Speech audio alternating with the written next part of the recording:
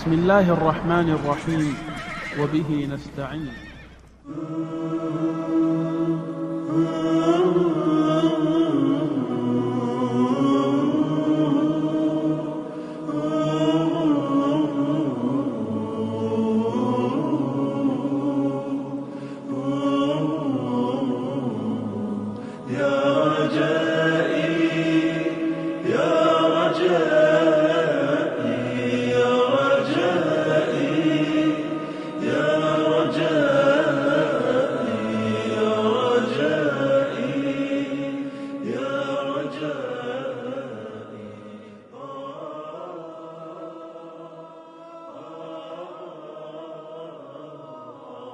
We have heard that 500,000 children have died. I mean, that's more children than died in Hiroshima. And you know, is the price worth it? I think this is a very hard choice, but we think the price is worth it. Worth it because she believes the sanctions are working.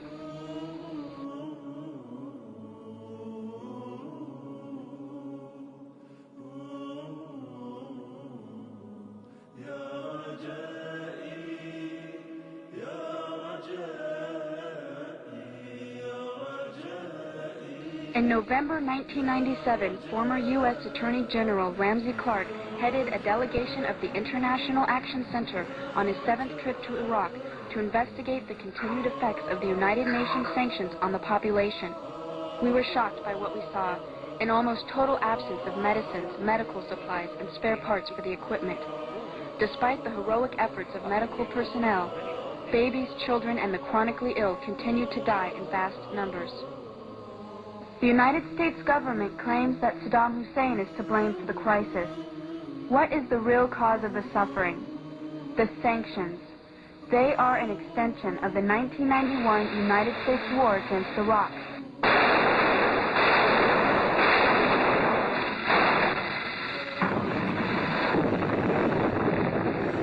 The goal was to cripple Iraq's infrastructure and make civilian life unsustainable. We demonstrated the capacity of technology to cripple a country without ever setting foot on it in the Persian Gulf. It's important to recognize that because it goes hand in hand with the sanctions. When we merely say that we flew 110,000 aerial sorties in 42 days, one every 30 seconds on the average, 24 hours a day, we ignore what we really did. Officials said the death toll was now 288, with many more to come. The trucks kept filling up and driving away, past waiting relatives who knew they might never be able to identify the bodies of their loved ones. The community of Almeria filled one of the first of many funerals with gunfire in sign of grief and fury, and with angry words aimed through foreign journalists. "My mother, she's gone," shouted this young man.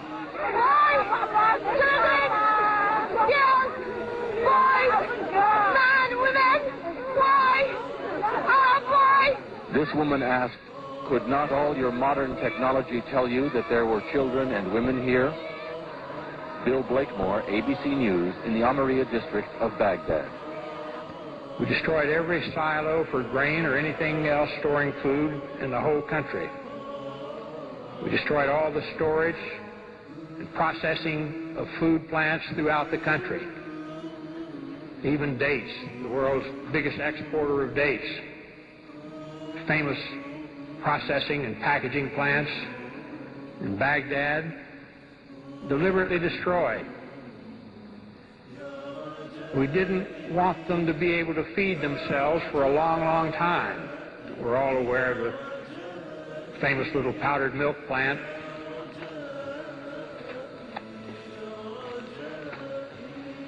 The United States government says that in this factory here you are making chemical weapons. Is that true? No, that's not true. They are lying, because this is milk for children. This powder, milk of children. Nothing else was made, only this in the factory? Yes, and you can see it yourself. With the only factory in the Middle East to produce powdered milk, they were producing about 17% of their powdered milk requirements. We destroyed that, cut off all the milk, and malnutrition of the mothers immediately jeopardized all of the infants. 70% of the pregnant women, even today in Iraq, suffer anemia. The death rate for children has soared compared to 1989, the last year before sanctions. One of the biggest causes of death in Iraqi children today is diarrhea and dysentery due to the untreated drinking water. Iraq's water purification plants were heavily bombed in the war, and many that were repaired have broken down. The United Nations bans the import of spare parts and chlorine into Iraq to purify water. We saw the effects of this policy in the hospitals. This is the second attack form of acute bloody diarrhea, amoebic dysentery. Most of them are due to contamination of water. Is malnourished, anemic, underweight with a developmental delay. Diarrhea and vomiting. Do you have tap water there? No. You see, the conditions of these children shouldn't happen anywhere, and it's caused by the sanctions the United States government insists upon.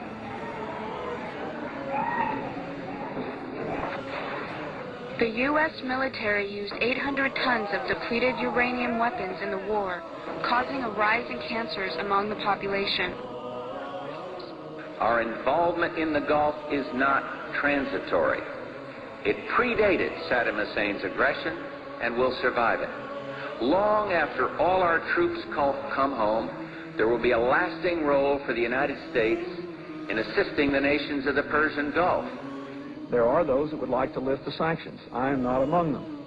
Our main objective is lifting the sanctions, which has been very, very cruel on our people. Why do you think Americans want to keep the sanctions? That's their policy. Why do you think? Ask them. That's their policy. It's against the will of the international community. It's against the will of many other countries.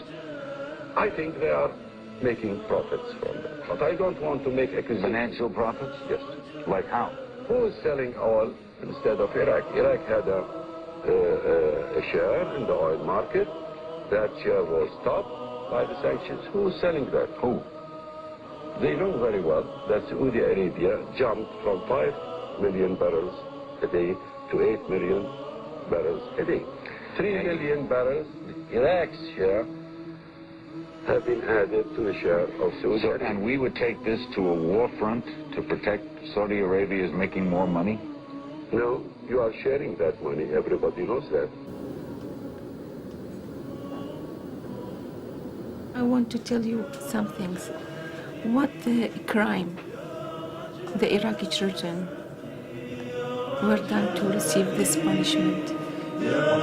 What a crime.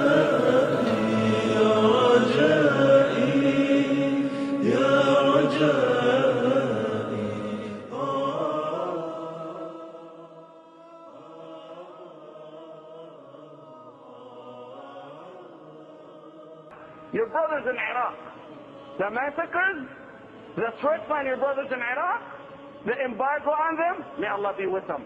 6,000 of your children over there every month. 6,000 of your children over there every month die because of the terrorist hand. 6,000, may Allah be with them. Not only do they let them die an easy death, they also have threats coming down upon them. We're going to bomb you. Let them die an easy death. Iraq is going down. They're dying. No nutrition, no food. A simple needle that keeps your son alive when he's a young boy is what causes the masses of kids in Iraq to die, and no heart. The kuffar have no heart over your brothers. The Prophet prophesied this. He says in a hadith narrated by Jabir ibn Abdullah in Sahih Muslim. Look how we have this stuff.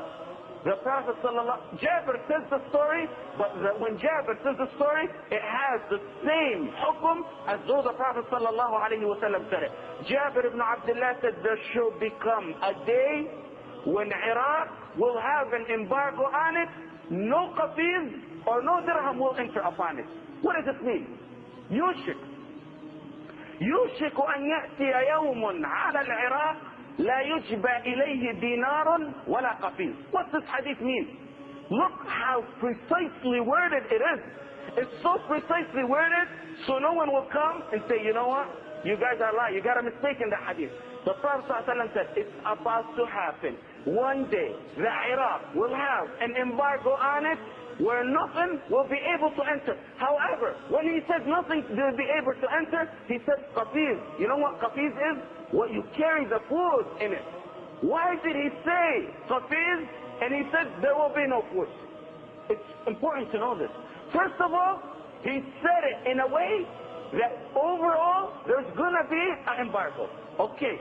However, that embargo is going to be broken because Iraq now has a relationship with Syria, secret, and with Jordan, and with Iran. They have secret relationships. So that embargo, the way the Prophet worded it, yushiku, meaning it's not a complete embargo. They're going to be able to get something from other countries. Okay, the Prophet ﷺ said, qafiz, meaning qafiz, there's not enough food for you to carry the food. There's going to be food. They're not going to die totally out of food. But it's not going to be so great that you can carry the food. It's going to be a little bit of food just to keep them alive, or less than that, but something that they can't carry. And look what's more stunning in the hadith. The people around Jabir said, who's the one who's going to do this? Jabir ibn Abdullah says, Al-Ajam. You know what Al-Ajam means? The non-Arab. This hadith is in Muslim. Look how uniquely, this is half the hadith, the other half, wait up. He said Al-Ajam. Go back, do some research, and look it up. Who's the one who did the embargo on Iraq? Al-Ajam is the Arabic term to say about any non-Arab. Any non-Arab. If you look at the masses of the world today, all the Arabic people are 100% against the embargo. Because the Prophet said the Ajam are 100% against. You may find exceptions, believe there's exceptions.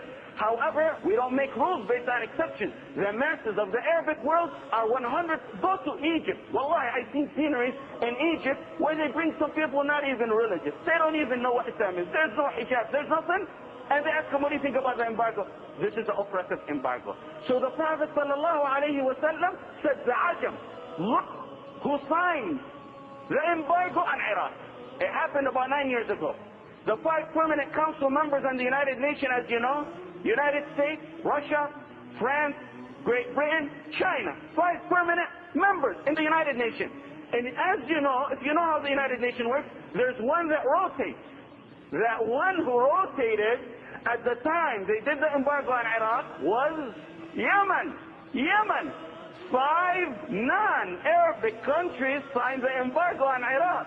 One, Yemen, refused to do it. Because the Prophet ﷺ said it's the Ajam who are the ones who are going to cause the embargo. إِنْ هُوَ إِلَّا وَحْيٌ يُوحَى. Here's a revelation from Allah. Look at the second part of the hadith.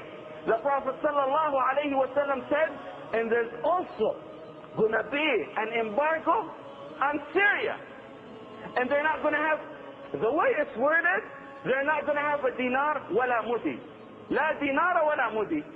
Different from how the Prophet ﷺ said about Iraq. Why did he say differently? Because the embargo on Syria, as the Prophet ﷺ said, is the lesser one than that's going to be on Iraq. Not only that, they asked, who's the one who's going to cause the embargo on Syria? You know what he said? A room. What does a room mean? There's no room today. What's meant by Rome, according to all scholars, is Europe and the United States. Unanimously. Today the scholars consider the Rome, or prophecies of the Prophet ﷺ about Rome, is the United States and Europe. Who's the one today who's after an embargo on Syria? Who? All of the United States. No other country wants an embargo on Syria. It's a neutral country. They claim they have terrorists in there. So it's the United States and Europe who are after embargo on Syria. Prophecies of the Prophet ﷺ. This is the third part of the hadith. The Prophet ﷺ, Jabir said, the Prophet ﷺ said, silence. And then he said, and this is the good news, see that both things happened, or nearly happened now. The last part of the hadith is yet to happen, yet it's the good news. The Prophet ﷺ sat silent, and then he said, and at that time, there's going to come a Khalifa who will be so just that he doesn't count wealth. He doesn't count it. He's going to be so rich, so much justice, that he carries it by the loads. The wealth, the gold, the jewelry is by the load, not counting it. When you're poor, you count it single by single. But when you're rich, he says you carry it by the load. And that's what's awaited. And as you've seen, 3 parts of the hadith. One concerns Iraq, one concerns Syria, and one concerns something that is going to happen, inshallah, by the Khalifa. The first 2 nearly happened. The last one is what's awaited, the great news of a just Khalifa to come. Sanctions are one of the coercive measures that the Security Council has at its disposal under Chapter 7. That is to say, it is part of this whole range of measures, starting from declaration to the press, resolution. Then in the end, at the very end of that scale, you will have the military action. Sanctions are the measure just short of military action. And obviously they hurt. They are like a military measure. They're like a military action. But who do they hurt? Well, this is of course the problem. This is the key. This is the key point. Who they hurt? With military action too, you have the eternal problem of collateral damage. I mean, an entire nation of there's collateral damage here. Forgive me for interrupting, but let me just say this. Every UN agency dealing with health, food, agriculture and children have reported repeatedly that tens of thousands of the most vulnerable in the society have died and are suffering as a result of sanctions. And do you seriously call that collateral damage? No, I didn't call it collateral damage. Well, you're drawing a comparison there. No, I'm saying that military action has collateral damage. Sanctions are short of military action, but they also have, of course, effects that one doesn't want. And I agree with you that we have to study this further and more extensively to see how we can improve the situation without letting the regime off the hook with regard to the excessive documented interest of the government of Iraq for weapons of mass destruction. Well, why aren't there sanctions on Israel, which has the only nuclear weapons in the Middle East? Well, Israel is a country that has been surrounded by countries that try to wipe it out. It's not exactly the same situation. But it has nuclear weapons. Well, yes, but we have not yet attacked or put sanctions on every country that... it attacks Lebanon almost every day of the week. Well, I think these are important. Why aren't there sanctions on Turkey, which has displaced something like 3 million Kurds and caused the deaths of perhaps 30,000 Kurds? Why aren't there sanctions on Turkey? Yeah. Well, there are many countries that do things that we are not happy with, but this is a situation which has come into being due to the invasion of Kuwait, and that is the explanation of it.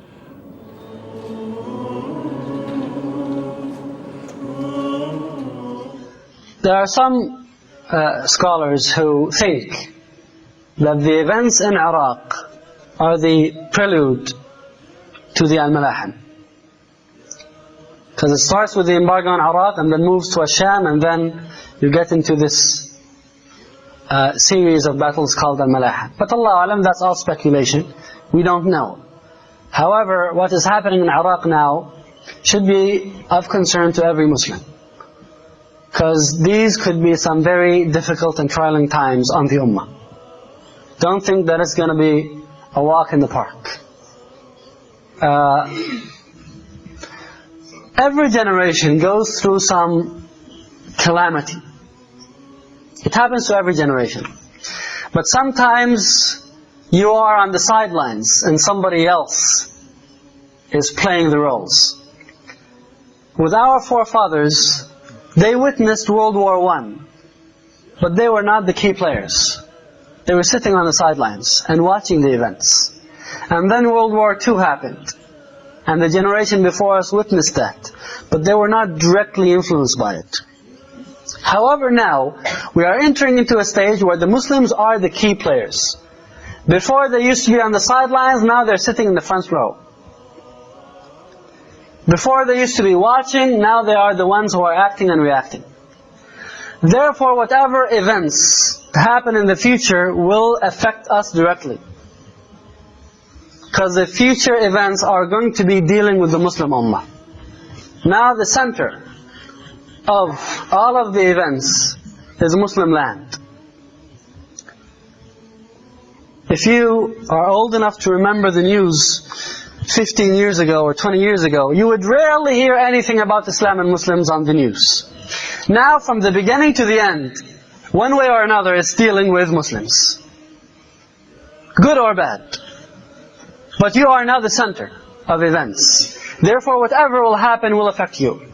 Now, if the speculation is true, that the Muslims are getting into a very critical stage in their history, a stage that will precede the second golden age of Muslims, then you absolutely want to make sure that you are right in there and you're not sitting on the sidelines.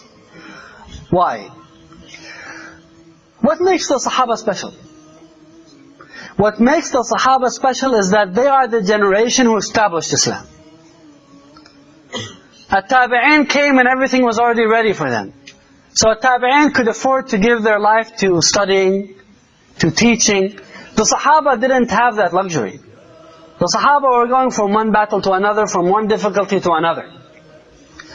What makes the Sahaba special is that they were a minority that were going against the stream. While At-Tabi'in were going with the stream. The Sahaba were going against the whole world. Everything was against them. Times came when one of them would have fear to go out of their house, like what happened during the siege of Al-Khandaq. What made the Sahaba special is that they were the ones who constructed Islam. They built it. Now that building has been demolished. So there is a chance for another generation to come to build it again. So rather than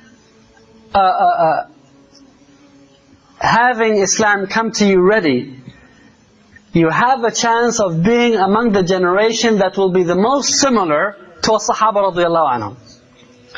Rasulullah sallallahu alaihi wasallam says in a hadith, يخرج من عدن أبين 12,000 ينصر الله بهم الدين هم خير من بيني وبينهم.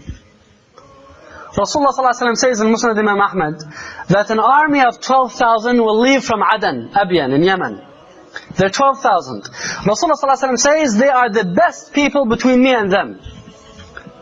So throughout the centuries of Islam, these will be the second best after Sahaba radiallahu anhum. So you can see that this generation will be special. They will be the best of the ummah. Because Rasulullah sallallahu alaihi wasallam says, "Ummati kal-matar, la tadri al-khayru fi awwaliha wa akhirih." My ummah is like rain. You don't know where the big outburst will be, whether it's in the beginning or the end. This is an ummah that starts with Muhammad sallallahu alaihi wasallam and ends with Isa alayhi salam. So if you will have a chance to participate, be either yourself or prepare your children, if you or the generation following you will be part of those golden years, you want to make sure that you're right in there, right in the arena. You don't want to be on the sidelines watching the news. Therefore, it's very important for Muslims today, especially the youth, prepare yourselves for the future. Be ready for whatever sacrifices Allah will ask from you. You're not living in regular or normal time. This is a very unique era. And it is going to be either you or the generation following you who will participate in these major events. There is a lot of ajr that will be handed out. Make sure that you get part of it. Make sure that you get your slice of the pie. What a waste if these events happen and you're not participating. You get a chance to live in that golden era and then you're sitting on the sidelines. Just think about how much regret the Sahaba who became Muslim late had, that they did not join early on. They used to wish that they became Muslim even a day earlier. Now again, this is all speculation, but even if there's a 1% possibility that this would happen, you don't want to risk it. And what do you need for those days? What you would need are two elements. Number one, thabat, and number two, tadhiyah. Number one, steadfastness. You have to be firm like a mountain. Nothing changes you. Your iman has to be strong with deep roots. That's number one. Because the fitan are so great, just like the reward is so great, also the risk is so great. I mean, like in business. Very profitable business is usually a very risky business. So there's a probability of making a lot of money, but there's also a chance of losing a lot of money. So you can make a lot of ajr, but also if you make a mistake, these mistakes could be fatal.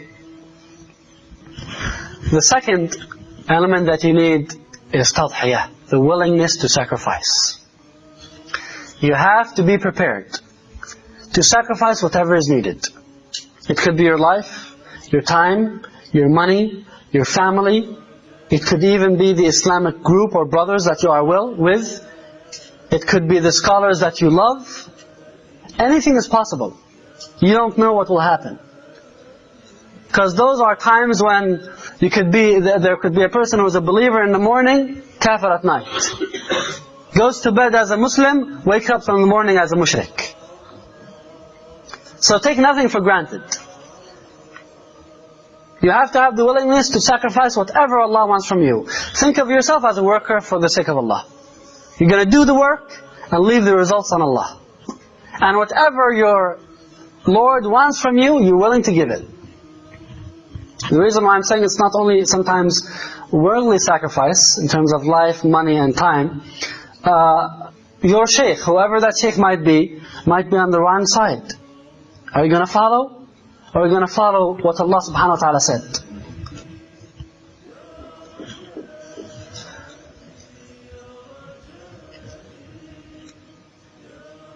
So what you would need in those days is light in order to see your path in the darkness. Rasulullah ﷺ says, fitan ka qita' al-layl mudlim. Rasulullah described it as fitan like dark pieces of the night. So the fitna is so dark you cannot see. How can you walk? How can you travel? You must have light in your heart to guide you. And the way you develop that light in your heart is by building up your iman today. Because there will be a lot of deception. That is fitna. Otherwise, why is it called fitna? إِذَا أَقْبَلَتْ اشْتَبَهَتْ وَإِذَا أَدْبَرَتْ أَسْفَرَتْ. When the fitna is coming, it is very obscure, foggy. And when it leaves, it clears up. But it's too late. It's already left. It's already behind you. But when it's coming, it's very obscure. You can't see.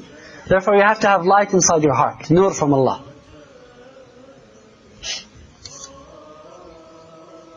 So, brothers and sisters, get ready. Prepare yourself. Don't take anything for granted. Don't live this daily routine. Prepare yourselves spiritually, most importantly, for what is coming. Because even if you are not going to witness these events, today is a time when the Ummah is in the center stage.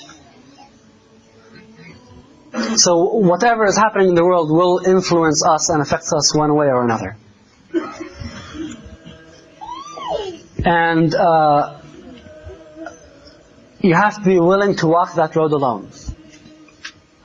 I mean, situations could occur when no one around you is willing to walk that path. You have to have the determination and the ability to walk alone. And when we talk about preparation aforetime, ahead of the fitna, I give the example of siyam. You have to have sahur before fajr. When the muadhin says Allahu Akbar, that's it.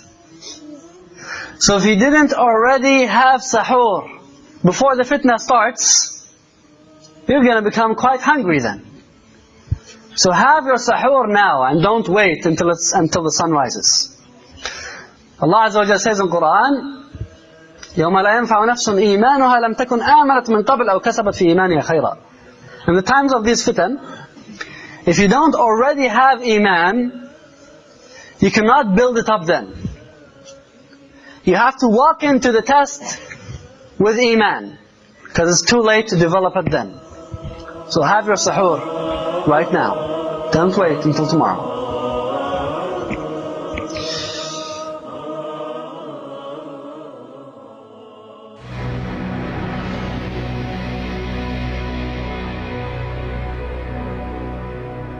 This film is about the punishment of a whole nation, the killing of hundreds of thousands of people, many of them young children. These are the people of Iraq, the silent victims, not only of Saddam Hussein, their dictator, but of an endless war against civilians waged by Western governments.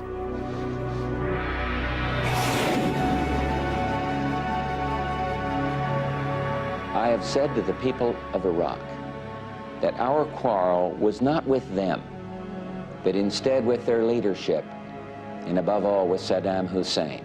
You, the people of Iraq, are not our enemy. We do not seek your destruction. Our foreign policy must have an ethical dimension and must support the demands of other peoples for the democratic rights on which we insist for ourselves.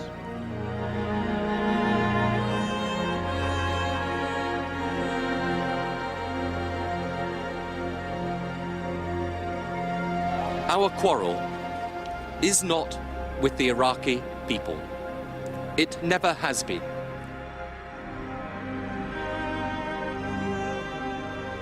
What the crime the Iraqi children were done to receive this punishment? What a crime.